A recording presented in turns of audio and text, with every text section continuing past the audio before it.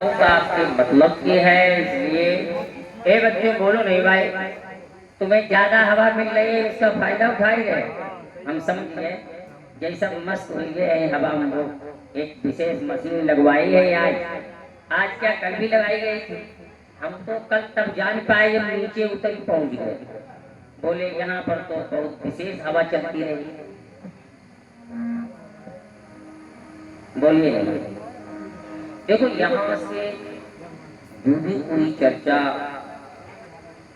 सुनाई जाएगी, जो भी दृष्टांत तक सुनाया जाएगा, वो सब ज्ञान से होगा। ये नहीं कि चाहे जो कुछ सुनाने लोग ऐसा तो नहीं, लेकिन उसे ध्यान से समझना पड़ेगा। अब नहीं तो तुम अर्थ का अनर्थ कर दोगे। चर्चा है कुतिया के 4 पिल्लों की। कुतिया के पिल्ला तो सभी देखे होंगे। देखो बहुत ध्यान से सुनना, उन्हें तुम्हारे कहीं पिल्ले पल्ले पड़े और सब भूल गया। काहे की चर्चा है? चर्चा है कुतिया के 4 पिल्लों की। एक गांव में एक ही कुआं था। पहले तो शुरुआत में भाई कुआं कमी थे। पहले पूरे क्षेत्र में एक आध था, फिर एक एक गांव में होने लगा, फिर गांव में 2-2 3-3 होने लगे। कुआं हुआ का तो हमें भी ख्याल है। हमारे सामने बहुत ज्यादा कुआं नहीं थे। हाँ, हमारे सामने खैर इतने हो गए थे मोहल्ला बाई मोहल्ला, क्योंकि हम भी कोई बहुत पुराने नहीं हैं, लेकिन 42 वर्ष की अवस्था हमारी भी हो गई है, तो बहुत बच्चा भी नहीं है। तो एक गांव में एक ही कुआं था। सभी इसी कुआं से जल भरते थे और जल पीते थे।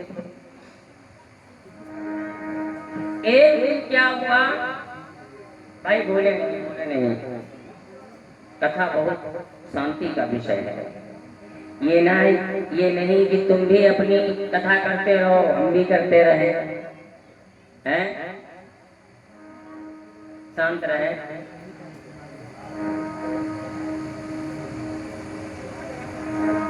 तो गांव में एक ही कुआं था और उसमें भी गिर गए कुतिया के 4 पिल्ले। अब तो गांव वाले सब बहुत परेशान, क्या करें, पानी कैसे पिए। गांव के बाहर एक मणि थी और उस मणि पर संत जी रहे। संत जी बड़े दिव्य थे, महान संत थे, काबिल थे। तो गांव वालों ने कहा कि अब ऐसा करो कि अब संत जी के पास चलो और उनसे कोई उपाय पूछो। गांव सब इकट्ठे होके और संत जी के पास गए और संत जी के हाथ जोड़े और संत जी को बताया ऐसे ऐसे गांव में एक ही कुआं था और उसमें भी कुतिया के 4 पिल्ले गिर गए। अब हम लोग बहुत परेशान हैं, क्या करें, कोई उपाय बताओ।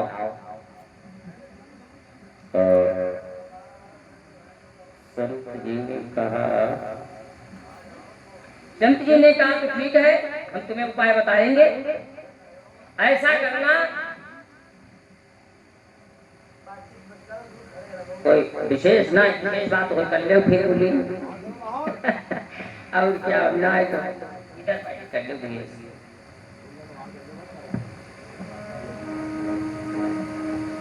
संत जी ने कहा ऐसा करना, गंगा जल कुआं के अंदर डालना और तुलसी पत्र कुआं के अंदर डालना। उसके बाद में आराम से जल पीना शुरू करो सब लोग।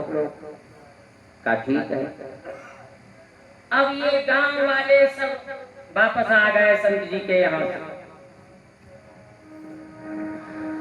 और इन्होंने क्या किया कि इन्होंने कहा कि संत जी ने गंगा जल के लिए कहा था, ऐसा करो कम से कम 1 ड्रम गंगा जल भर के अब इसमें कुआं में डालो।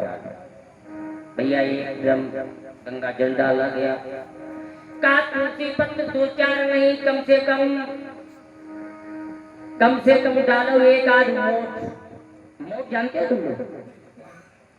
मतलब कम से कम 1 बोझ तो जानते हो क्या? कहा 1 बोझ कम से कम डालो ताकि खूब अच्छी तरीके से पवित्र हो जाए। तुलसी पत्र भी कुआं में डाल दिए गए, गंगा जल भी डाल दिया गया। गांव वालों का सुनो, अब ऐसा करो कि फिर महाराज जी के पास चलो और उन्हें चल के बताओ कि ऐसे ऐसे गंगा जल और तुलसी पत्र हम डाल चुके हैं और क्या अब हम गंगा जल को कुआं का पानी पीना शुरू करें? तो गांव वाले ये गंगा जल और तुलसी पत्र ये सब डाल के और फिर गए हैं पुनः महाराज जी को बताने। कहा महाराज जी आपने गंगा जल के लिए कहा था तो हमने थोड़ा बहुत नहीं, हमने 1 आध ड्रम डाल दिया। आपने तुलसी पत्र 4-6 के लिए कहा था, हमने खूब 1 बोझ डाल दिया। अब हम पानी पीना शुरू करें? महाराज जी ने कहा एक बात ये बताओ, तुमने गंगा जल और तुलसी पत्र ये तो डाल दिए, क्या वो जो कुतिया के पिल्ले गिर गए थे उन्हें निकाला कि नहीं? लोगों ने कहा उन्हें निकाला ही नहीं। अरे संत जी ने कहा कि जब तुमने उन्हें नहीं निकाला तो फिर गंगा जल और तुलसी पत्र ये क्या करेगा?